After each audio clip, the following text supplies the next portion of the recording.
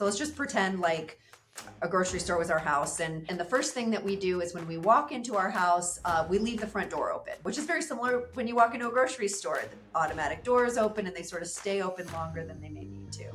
And then you walk into the store, for example, and imagine if you left your refrigerator and freezer doors open. How strange that would be. But we walk into grocery stores sort of expecting that that's actually the case, or even an oven, to be honest, right? So you can go to the wing bar and, get some hot chicken. We would never do that in our own homes. We would never just leave the oven open in case, we just wanted to grab something. If you think about what we do with the waste that we create in our business or in our homes, we never think about where that waste goes. If somebody said, okay, you have to start burying your garbage in your own backyard, you might really think twice about what you could do to minimize it.